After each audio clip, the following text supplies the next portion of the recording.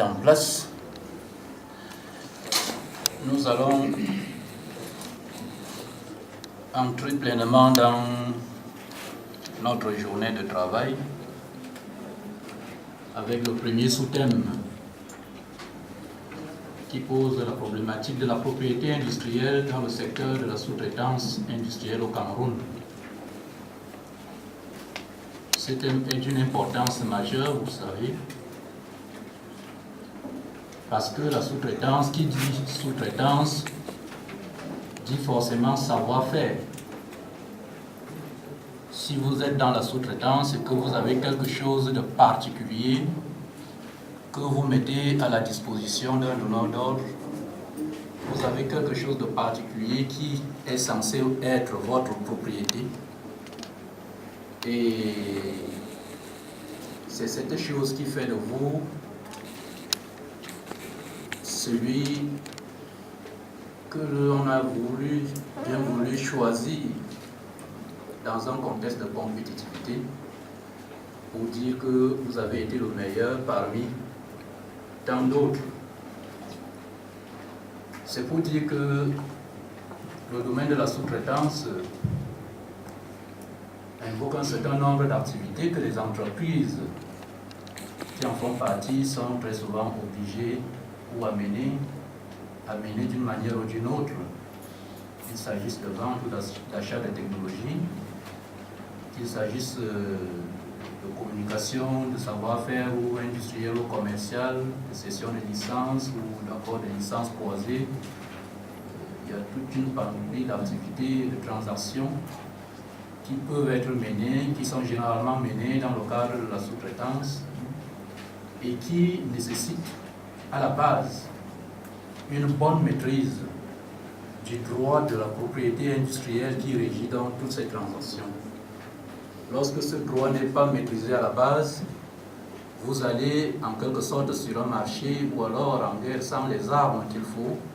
À ce moment-là, vous êtes soumis à tout ce qu'on va vous dicter. Vous êtes soumis à toutes les manipulations qui seront très souvent pour l'intérêt de la partie adverse. Et vous-même, c'est toujours a posteriori que vous allez vous rendre compte que vous aurez dû mieux négocier l'affaire et qu'il se fait plutôt tard.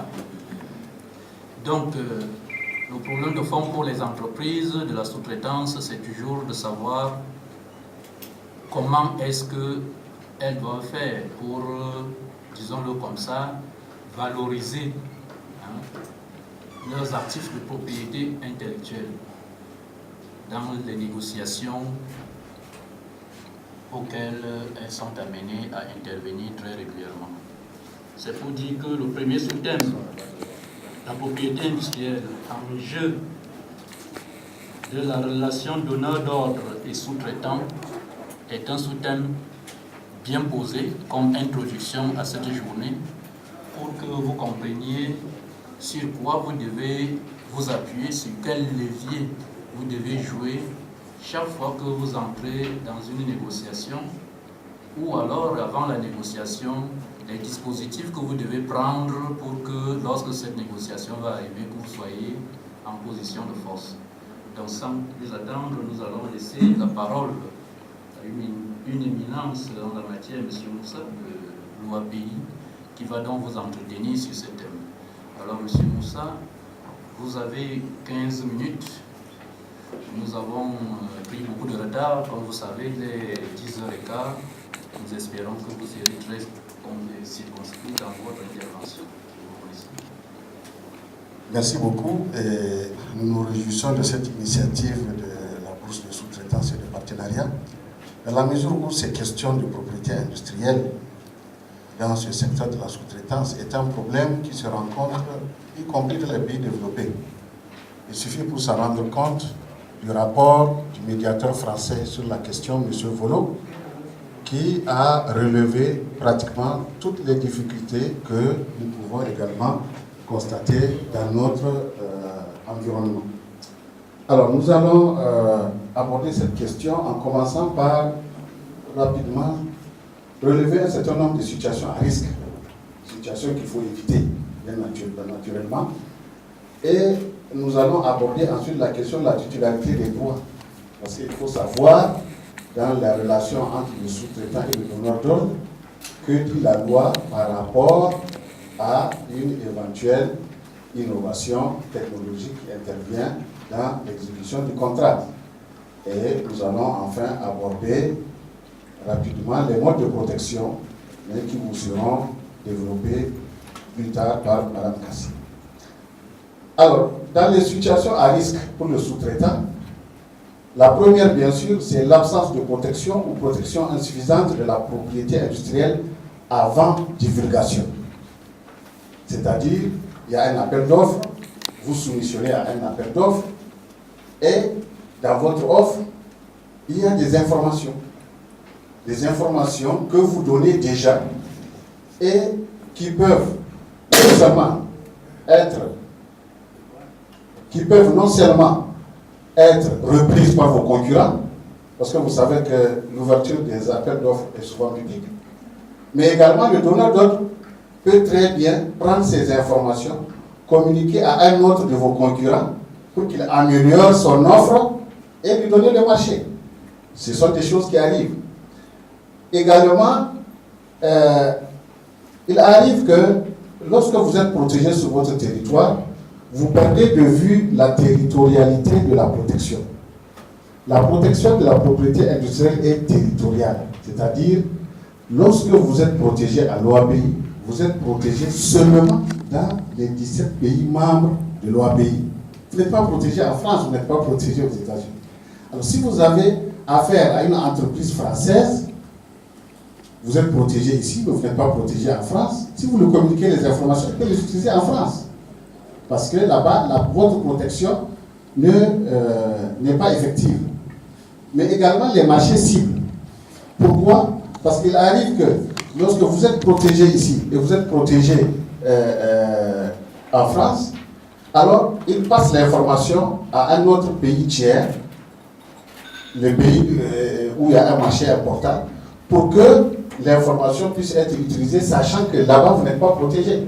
C'est-à-dire une entreprise française va fabriquer les produits en Chine où vous n'êtes pas protégé, et comme ça, il trouve le moyen de vous.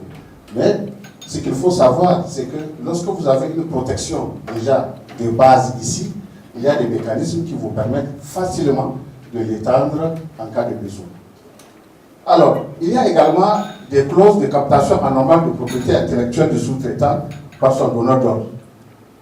Il y a des contrats qui sont écrits dans lesquels des clauses sont prévues auxquelles il faut prêter attention. Des clauses, par exemple, de rachat ou de licence imposée au sous-traitant, de transfert de matériel de production ou de transfert de données en fin de contrat.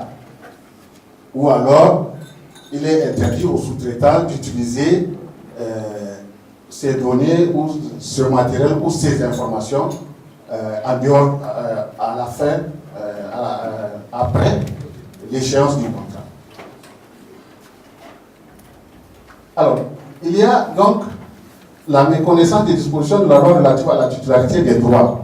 Nous allons y revenir dans la deuxième partie. Il y a également la captation de la propriété intellectuelle par le débauchage des salariés. Le donneur d'ordre, étant généralement une entreprise beaucoup plus grande, peut débaucher vos employés et comme ça capter toute votre technologie et votre savoir-faire. Là aussi, le problème de titularité que nous allons aborder permet aussi de comprendre quelle est la relation qui doit exister entre vous et vos propres salariés. La rupture brutale du contrat avant le retour sur investissement dans la propriété industrielle et l'expérience. Parce que les contrats vous demandent un certain nombre d'exigences, alors vous investissez pour pouvoir satisfaire à toutes ces exigences, et il arrive que le contrat est rompu, alors que vous n'avez pas récupéré tous vos investissements que vous avez faits, et malheureusement, vous n'avez pas non plus des actifs de propriété industrielle qui vous permettent de les valoriser en dehors de votre contrat. Il y a la mutualisation déséquilibrée de certaines informations relatives à la propriété intellectuelle respective. Normalement, lorsqu'il y a une relation entre les deux parties, vous savez que les deux processus s'interpénètrent. Donc, Le donneur d'ordre doit avoir des informations sur votre savoir-faire, etc. Et les droits qui y sont attachés. Mais en contrepartie, vous devez également avoir des informations sur sa propre propriété industrielle. Et il peut vous demander des licences, bien sûr, dans le cadre de votre contrat. Mais alors, il faut demander aussi la réciprocité. De manière à ce que, à peu près, tout le monde se tienne, quoi. Il vous tient, vous le tenez. Mais si c'est unilatéral, vous comprenez que dès que l'occasion se présente, il ne va pas hésiter à vous lâcher. Il y a également l'embarras d'assigner en justice le donneur d'ordre parce que souvent, c'est des entreprises qui ont un poids économique, qui ont des capacités juridiques, qui font peur. Et le médiateur français Volo a parlé dans la plupart des cas de résignation face aux géants. Alors, nous allons aborder la question de la titularité des droits. C'est-à-dire, lorsque il y a une innovation technique qui intervient, que dit la loi en ce qui concerne la personne qui a le droit à cette innovation? Il y a 3 cas. L'accord de Bangui, notre loi, distingue 3 cas. L'invention dite de mission ou de service. Là, le contrat de travail ou de louage d'ouvrage a pour objet une activité inventive. C'est-à-dire que le contrat stipule clairement que votre mission, c'est de concevoir un nouveau matériel, un nouveau processus, c'est ça l'objet même du contrat.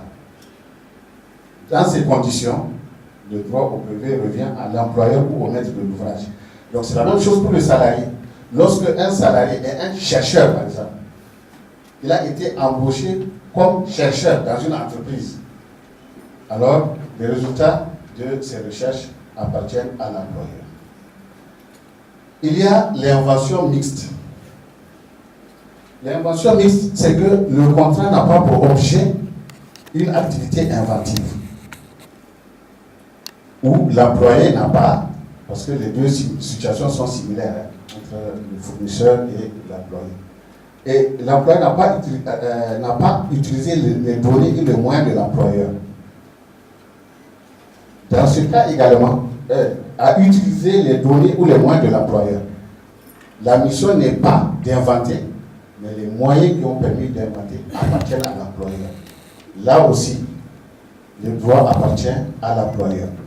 Mais ne vous fâchez pas trop vite, l'accord de Bangui a été un peu équitable, comme nous allons le voir à la fin. Le dernier cas, c'est l'invention libre. C'est-à-dire, il n'y a pas d'obligation dans ce domaine et les moyens de l'employeur ou du client n'ont pas été utilisés. En ce temps, le droit au brevet appartient à l'employé ou au fournisseur. Mais notez bien que dans les 2 premiers cas, bien que le droit revienne au client ou à l'employeur, l'accord de Bangui prévoit qu'une rémunération supplémentaire tenant compte de l'importance de l'invention est prévue pour l'inventeur salarié. Et cette disposition est d'ordre public. Ça veut dire qu'on ne peut pas y renoncer, même de commun accord. Voilà donc l'équilibre que notre loi a apporté dans ces cas-là. Donc il faut le savoir, même s'il a le droit au brevet, étant dans l'un des 2 premiers cas, la rémunération supplémentaire doit être obligatoirement versée. Alors, très rapidement également, le cas où il y a multiplicité des inventeurs. Alors, s'il y a plusieurs personnes qui font une invention en commun, on dit que le droit au brevet leur appartient en commun. Des éléments particuliers permettront de faire la répartition de la part de chacun. Alors, si plusieurs personnes font la même invention, indépendamment les unes des autres, le droit au brevet appartient au premier déposant, chez nous. Alors, on vous rappelle tout cela parce que plus tard, nous allons attirer votre attention sur le fait que ce n'est pas le cas partout.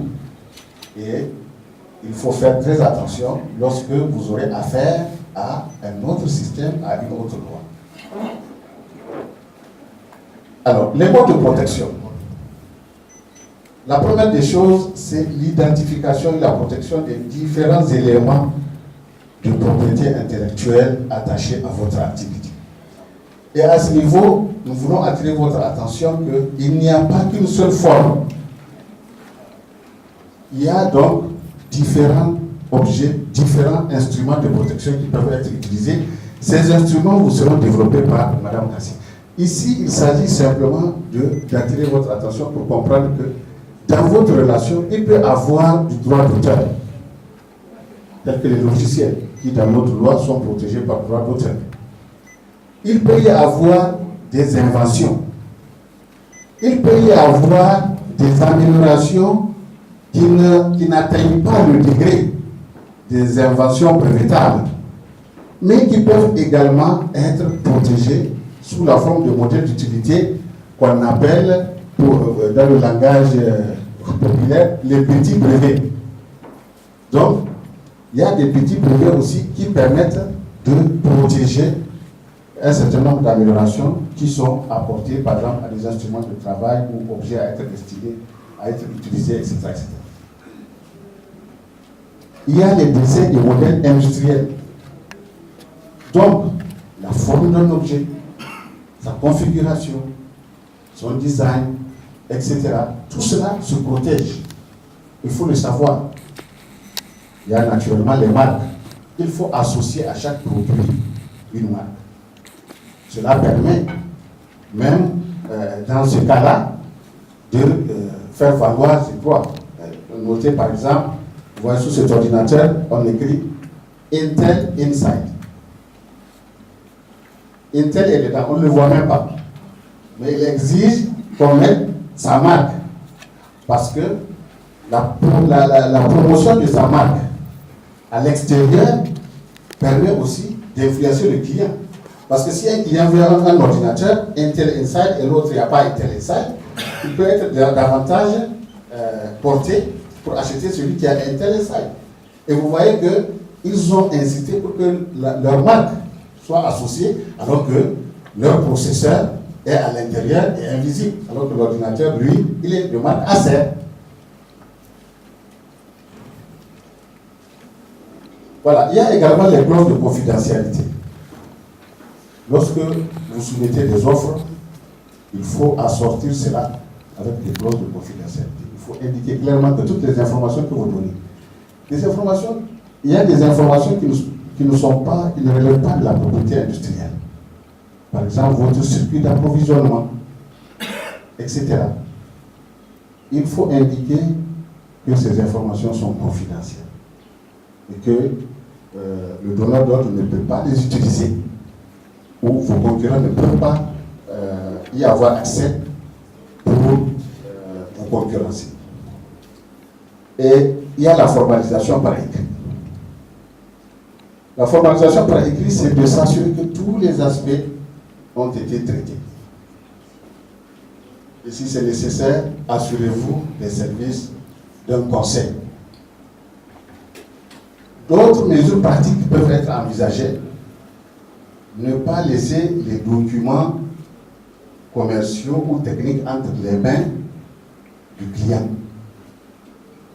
Donc, quand vous traitez avec quelqu'un, il ne faut pas laisser les documents. Vous parlez, vous exposez vos choses et puis vous partez avec votre documentation.